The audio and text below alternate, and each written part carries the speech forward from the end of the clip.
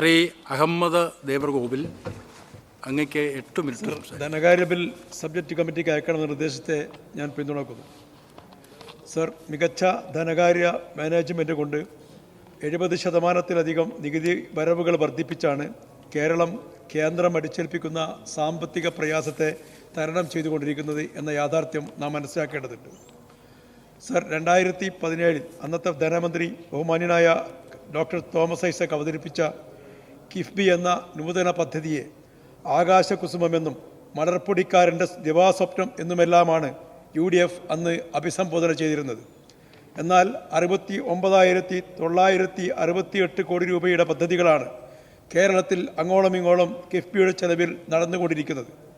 അതുകൊണ്ട് തന്നെ കിഫ്ബി ഇല്ലാതാവുക എന്നതും ഇല്ലാതെയാക്കുക എന്നതും കേന്ദ്ര സർക്കാരിൻ്റെ മാത്രം ലക്ഷ്യമല്ല, അതിലുപരി UDFൻ്റെ എല്ലാ കാലത്തെയും താല്പര്യമാണെന്ന് കൂടി നാം തിരിച്ചറിയേണ്ടതുണ്ട്. സർ, എല്ലാ കുടിശ്ശികകളും തീർത്തും കാലോചിതമായി വർദ്ധിപ്പിച്ചു.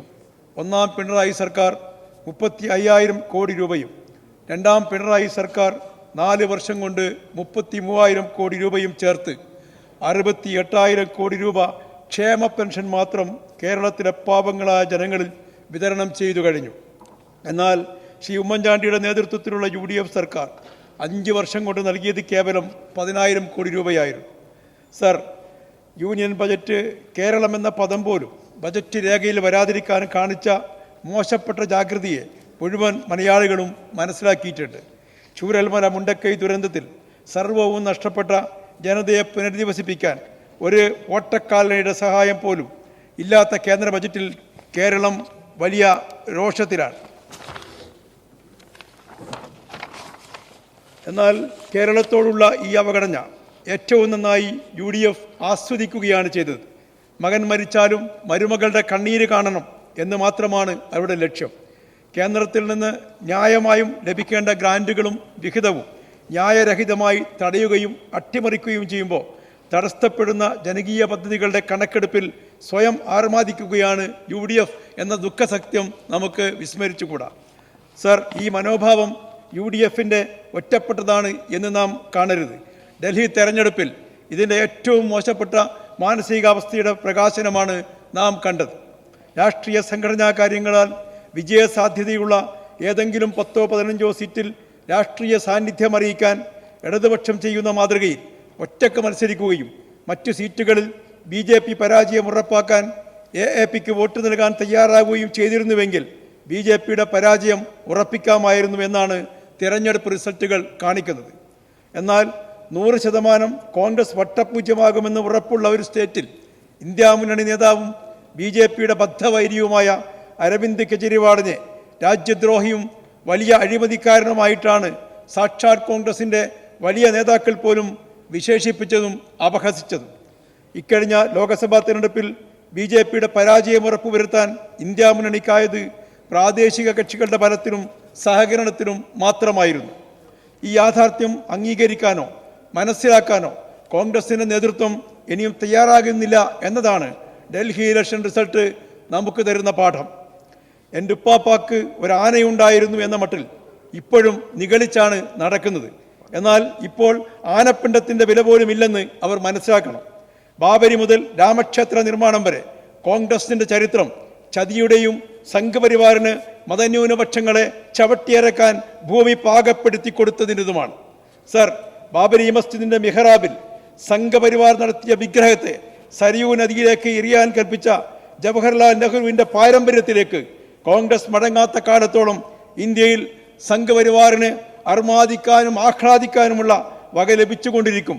ഡൽഹി ഇതിൻ്റെ അവസാനത്തെ ഉദാഹരണമാണ്. 2011-16 കാലത്തെ സർക്കാരിൻ്റെ മൂലധന ചെലവ് വെറും 24,505 കോടി രൂപയായിരുന്നു. എന്നാൽ ഈ സർക്കാരിൻ്റെ 3 വർഷത്തെ മൂലധന ചെലവ് 41,772 കോടി രൂപയും മുൻ സർക്കാരിൻ്റെ 5 വർഷത്തെ ചെലവ് 47,650 കോടി രൂപയുമാണ് എന്ന വസ്തുത നാം ഉൾക്കൊള്ളേണ്ടതുണ്ട്. കേന്ദ്ര നിലപാടിൽ നിന്നും ശക്തമായ സാമ്പത്തിക വിവേചനം നാം നേരിടുന്നു എന്നത് വളരെ വ്യക്തമായ ഒരു യാഥാർത്ഥ്യമാണ്. എന്നിട്ട് BJPയും പ്രതിപക്ഷവും പറയുന്നത് കേന്ദ്ര നയങ്ങളല്ല, സംസ്ഥാന സർക്കാരിൻ്റെ ധൂർത്താണ് സാമ്പത്തിക ഞെരുക്കത്തിന് കാരണമെന്നാണ്.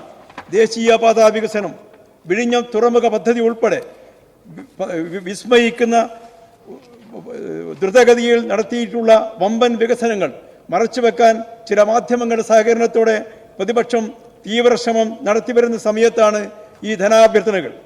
ചലനാത്മകമായ ഒരു സമൂഹ സൃഷ്ടിക്ക് കൃത്യമായ ധന മാനേജ്മെൻറ്റോട് കൂടിയ ചിലവഴിക്കൽ വളരെ അത്യാവശ്യമാണ്.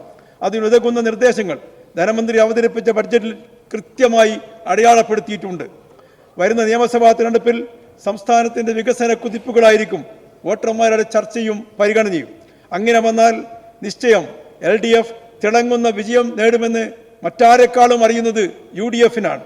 അതുകൊണ്ട് തന്നെയാണ് UDF അനാവശ്യ വിവാദങ്ങൾ സൃഷ്ടിച്ച് തടസ്സങ്ങൾ സൃഷ്ടിക്കാൻ ശ്രമിച്ചുകൊണ്ടിരിക്കുന്നത്.